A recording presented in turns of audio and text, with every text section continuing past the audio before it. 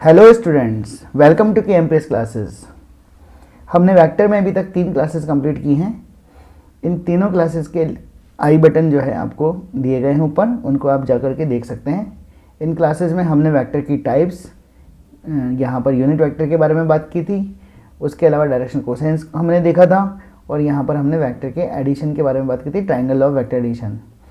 दो वेक्टर्स के बीच में एंगल कैसे देखते हैं वो उसके बारे में अपन ने यहाँ पर बात की थी। हम इसी पर्टिकुलर में रिजल्टेंट वेक्टर के लिए एक लॉ अपन ने पढ़ा था, ट्राइंगल ऑफ वेक्टर एडिशन। एक लॉ और पढ़ेंगे जिसका नाम है parallelogram law of vector addition.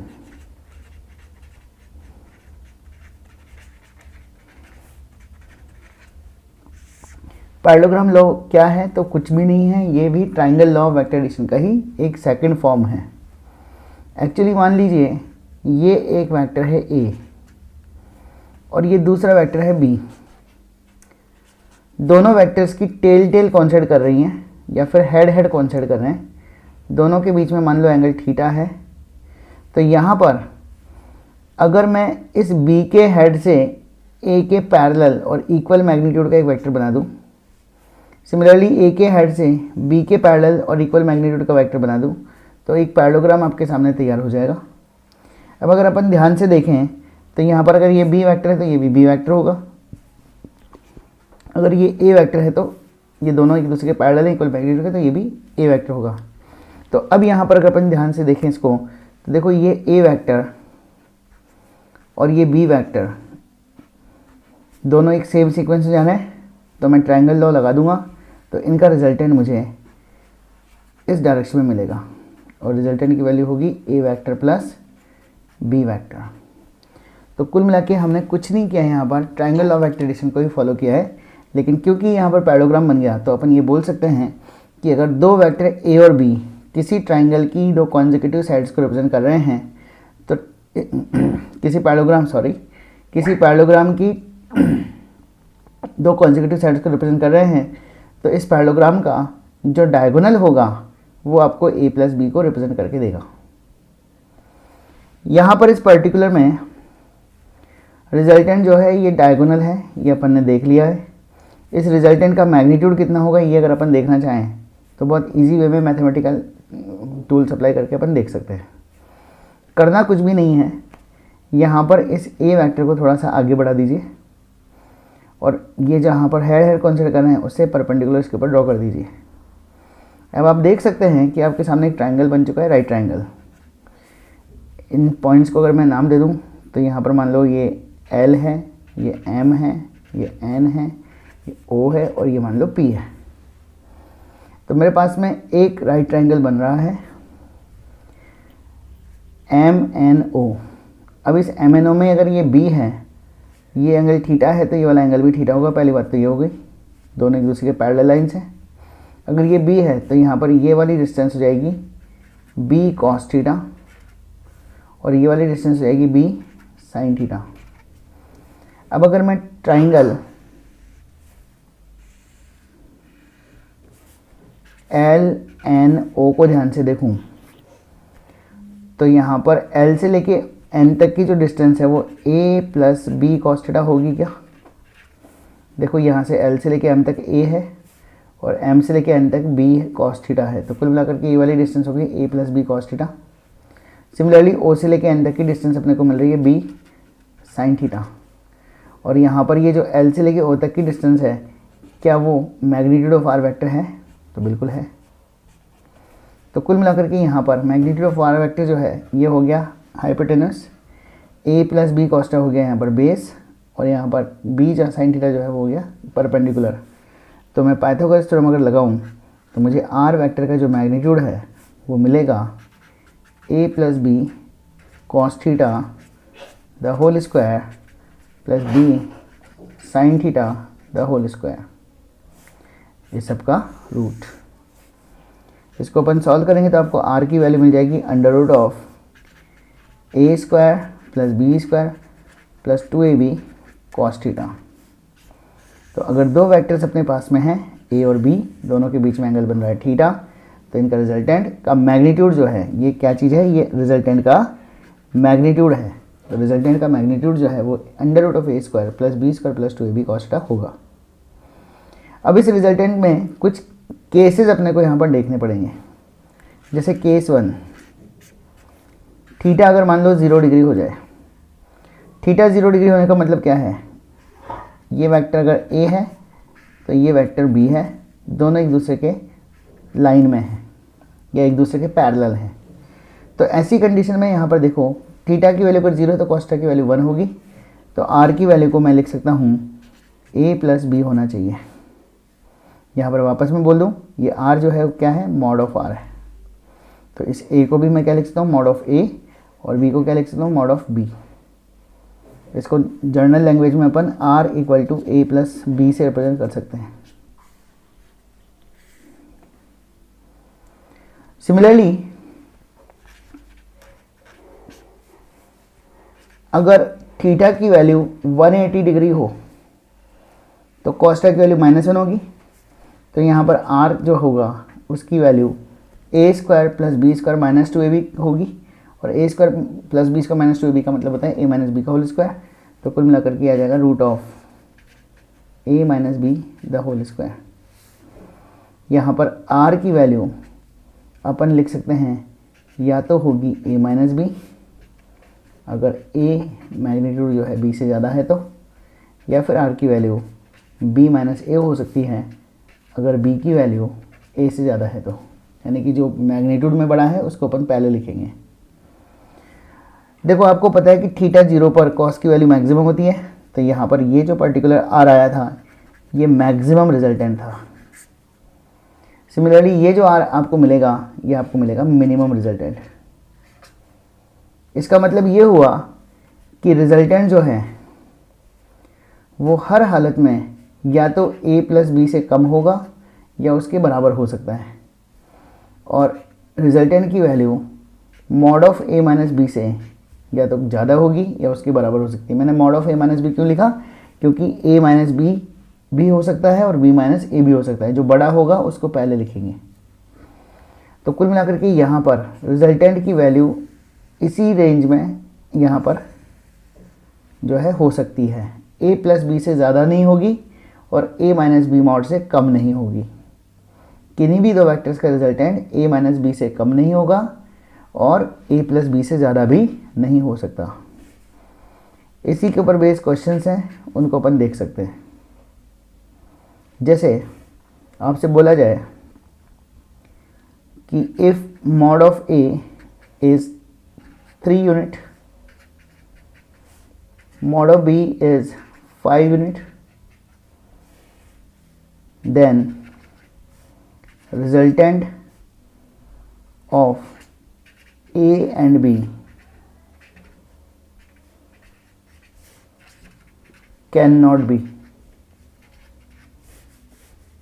option number 1 3, option number 2 5, option number 3 9, option number 4 2।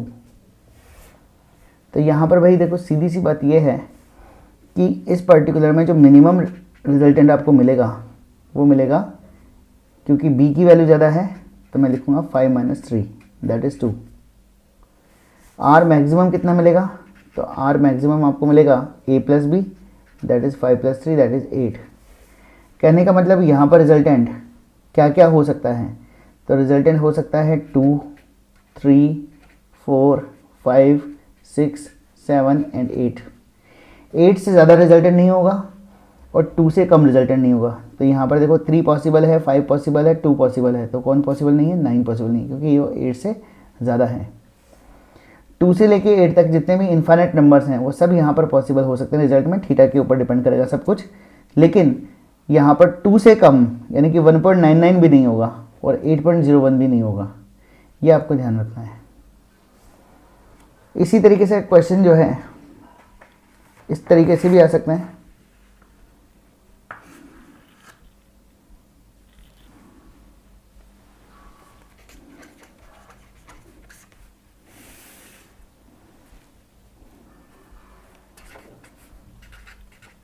Which triplet of A, B and C can produce zero resultant. Which triplets of A B C can produce zero resultant. तो यहाँ पर आपके सामने option हो सकती है कि मान लीजिए ए की वैल्यू 3 है, बी की वैल्यू 5 है और यहाँ पर तीसरा वेक्टर है 1। ऐसा हो सकता है कि ए की वैल्यू 2 है, बी की वैल्यू 6 है, तो सी की वैल्यू यहाँ पर आपको मिल जाए 9। ऐसा भी हो सकता है कि ए की वैल्यू 4 है, बी की वैल्यू यहाँ पर मान लीजिए 6 है, तो कुल मिलाकर के सी की वैल्यू आपको दे दी जाए 5। ऐसा भी हो सकता है कि आपको बोल दिया जाए कि साहब ए की वैल्यू तो है 1, बी की वैल्यू है 5 और सी की वैल्यू जो है वो है मान लीजिए 3।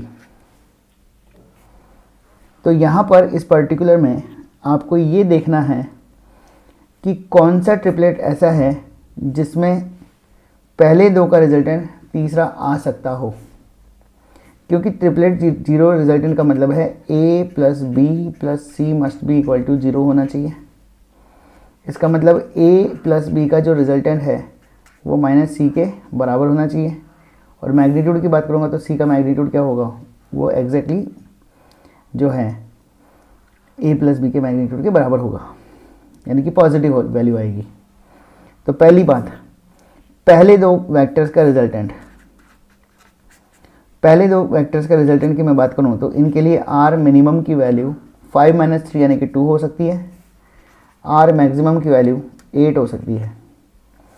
तो यहाँ पर मिनिमम 2 और मैक्सिमम 8 है, तो क्या 1 इस रेंज में आ रहा है, तो आंसर है नहीं आ रहा। तो इसका मतलब 3 और 5 का रिजल्टेंट कभी भी 1 के बराबर नहीं हो सकता, यानी कि तीनों एक दूसरे को कैंसिल नहीं कर पाएंगे। दूसरा, आर मिनिमम की वैल्यू अपने पास में कितनी आएगी, 6 - 2 दैट इज़ 4। आर मैक्सिमम कितना आएगा, तो 2 + 6 दैट इज़ 8। क्या 9 इस रेंज में आ रहा है, तो आंसर है नहीं आ रहा।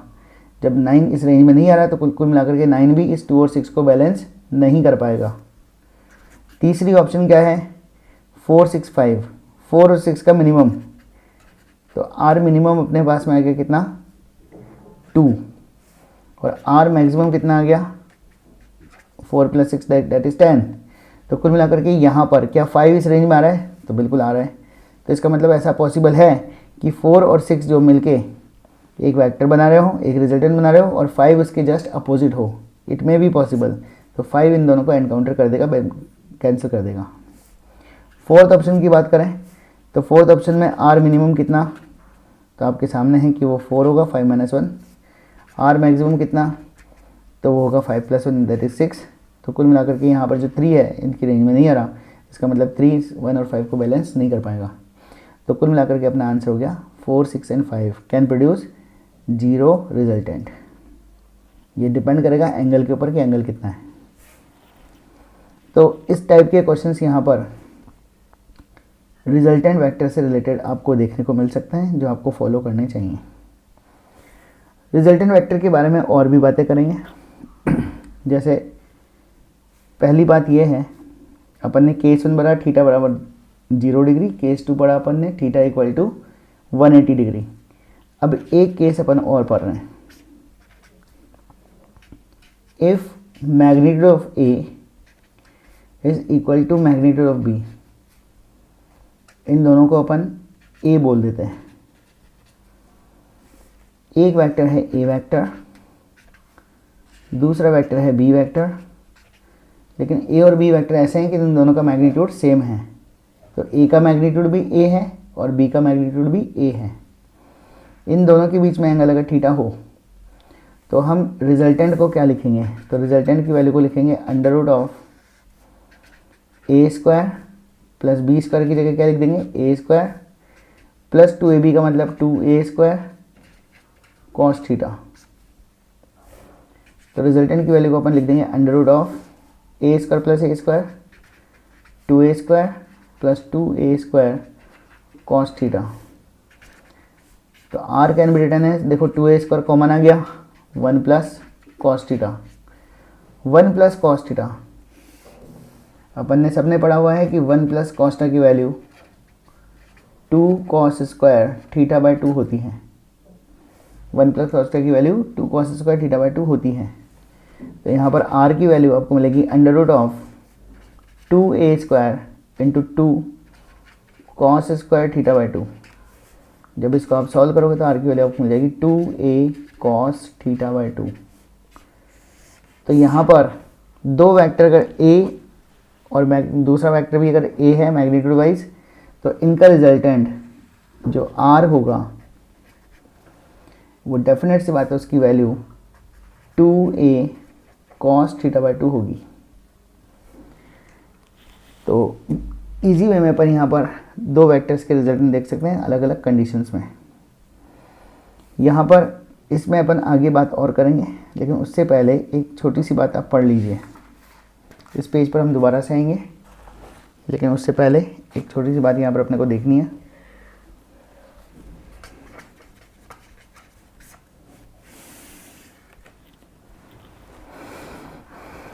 ये वेक्टर a है,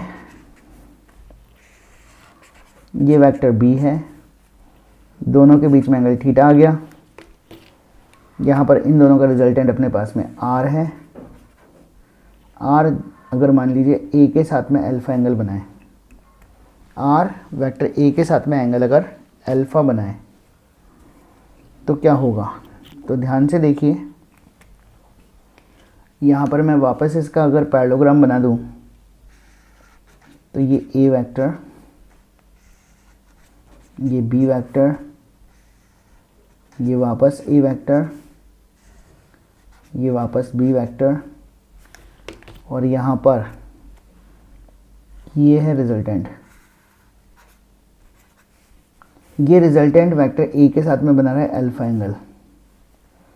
तो मैंने यहाँ पर इस a को आगे बढ़ा दिया, b से मैंने परपेंडिकुलर ड्रॉ कर दिया। कुल मिलाकर के यहाँ पर ये वाली जो डायमेंशन है मुझे मिल गई कितनी?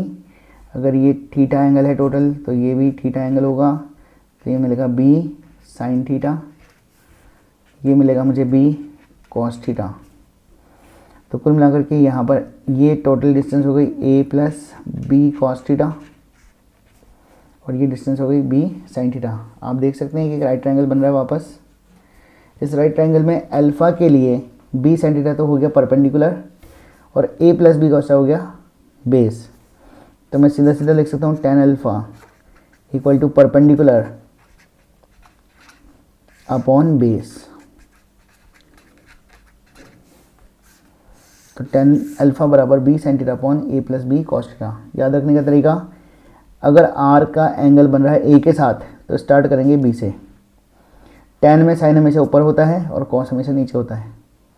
जिसके साथ में एंगल बनेगा वो हमेशा अकेला रहेगा। तो अगर a के साथ में एंगल बन रहा है अल्फ़ा, तो मैं लिखूंगा tan अल्फ़ा बराबर b sine theta upon a plus B cos theta.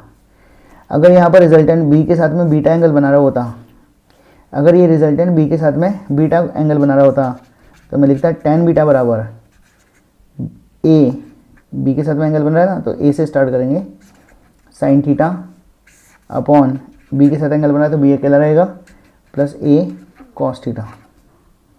इस तरीके से अपन tan बीटा कैलकुलेट कर सकते हैं। यहाँ पर एक और इंटरेस्टिंग सी बात यह है कि जब अल्फ़ा और बीटा को आप ध्यान से देखोगे तो आपको ये पता लगेगा कि रिजल्टेंट हमेशा उस वेक्टर से कम एंगल बनाएगा जिसका मैग्नीट्यूड ज़्यादा है। यानी कि अगर b का मैग्नीट्यूड a से ज़्यादा है तो इसका मतलब अल्फ़ा की वैल्यू ग्रेटर होगी बीटा से, यानी कि रिजल्टेंट बड़े वाले वेक्टर के पास में होता है। Resultant is always closer with bigger vector. ठीक है ना? तो कुल मिलाकर के यहाँ पर बड़े वाले वेक्टर के पास में रिजल्टेंट आपको मिलेगा हमेशा, तो यह बात आपको ध्यान रखनी चाहिए। इसी पर्टिकुलर में कुछ और बातें हैं जो आप देख लीजिएगा। जैसे कई बार आपके सामने कंडीशन आएगी स्पेशल केस के फॉर्म में, तो ये एक स्पेशल केस है। इसमें अगर a और b वेक्टर के बीच में अगर मान लो एक ऑब्ट्यूस एंगल बन रहा है थीटा, तो ऐसी कंडीशन में यहाँ पर हो सकता है कि रिजल्टेंट वेक्टर वेक्टर ए के परपेंडिकुलर हो, आर इज़ परपेंडिकुलर टू ए। अगर आपके सामने ऐसी सिचुएशन आ जाती है कि रिजल्टेंट एक वेक्टर ए के परपेंडिकुलर है, तो भाई देखो सीधी सी बात है, यहाँ पर अल्फ़ा की वैल्यू 90 डिग्री हो गई, तो tan अल्फ़ा बराबर में अपने को फार्मूला पता है कि ये b sin theta upon a plus B cos theta होता है। लेकिन अगर अल्फ़ा 90 डिग्री हो गया तो इसका मतलब tan अल्फ़ा की वैल्यू इन्फाइनाइट भी होगी। जब अल्फ़ा 90 डिग्री होता है तो tan अल्फ़ा इन्फाइनाइट होता है। तो यहाँ पर मैंने b sin theta upon a plus B cos theta को क्या लिख दिया, इन्फाइनाइट लिख दिया। अगर मैंने इसको इन्फाइनाइट लिख दिया तो डेफिनेट सी बात है कि मैं बोल सकता हूँ कि a plus B cos theta की वैल्यू आपको मिलेगी 0। या आप इसको आगे भी बोलना चाहो तो ऐसे बोल सकते हो कि b cos थीटा की वैल्यू आपको मिलेगी -a, या cos थीटा की वैल्यू आपको मिल जाएगी -a अपॉन b। तो यहाँ पर ये रिजल्ट आपके काम का है, ये अपने कई क्वेश्चंस में काम आएगा, तो इसको सही ढंग से आप याद रखिएगा। अगर a के परपेंडिकुलर है रिजल्टेंट वेक्टर तो b cos थीटा की वैल्यू -a होगी, यानी कि cos थीटा की वैल्यू -a अपॉन b। तो अगर उल्टा हो जाता, अगर मैं ये बोलता कि resultant is perpendicular to B, तो अपन क्या बोलते हैं, अगर रिजल्टेंट परपेंडिकुलर टू बी होता तो आप बोलते हैं cos थीटा की वैल्यू -b अपॉन a हो जाएगी, यानी कि रिजल्टेंट जिसके परपेंडिकुलर है वो न्यूमरेटर में आएगा और दूसरा वाला वेक्टर डिनोमिनेटर में आएगा। ये बात आपको ध्यान रखनी चाहिए। यहाँ पर इस पर बेस्ड क्वेश्चंस कैसे बन सकते हैं, तो देखिएगा।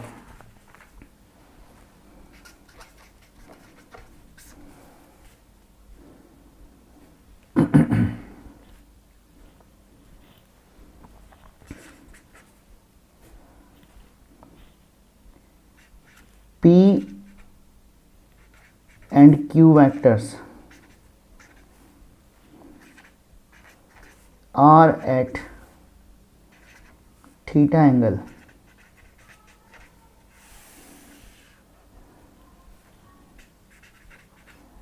their resultant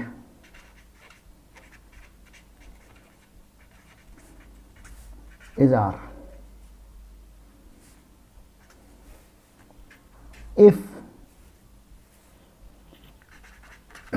magnitude of Q is doubled, then resultant या न्यू रिजल्टेंट बोले अपन,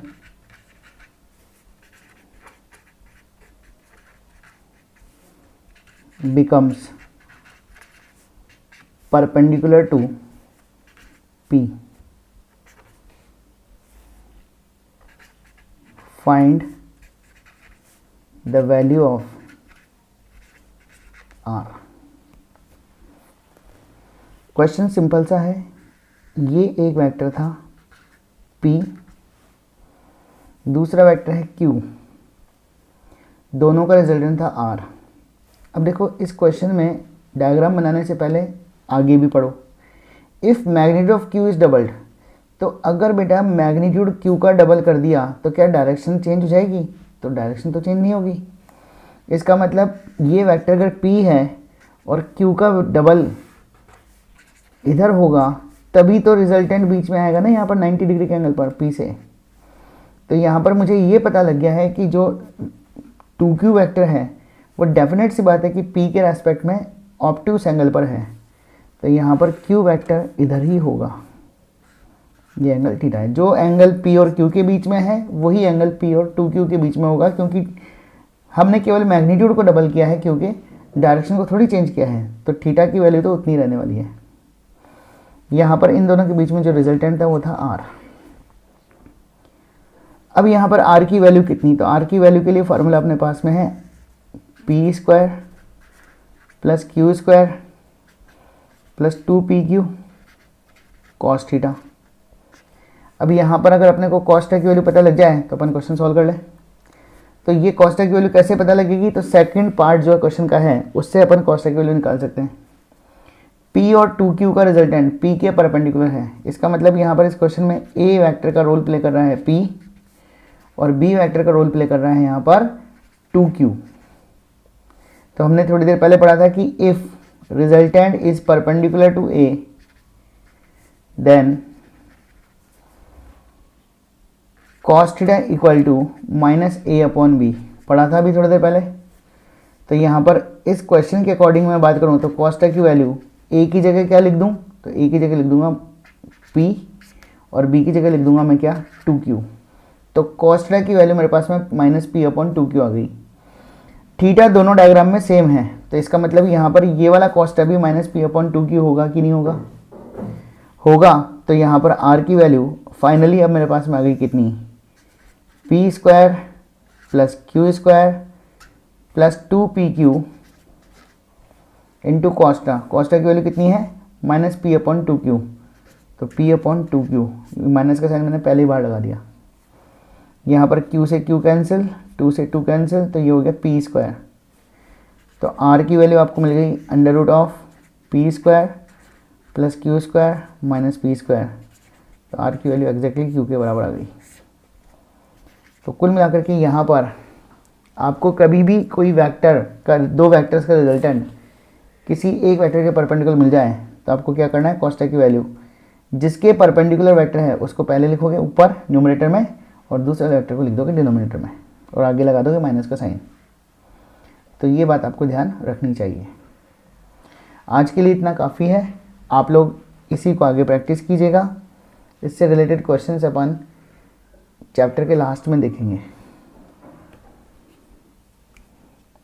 okay, thank you very much.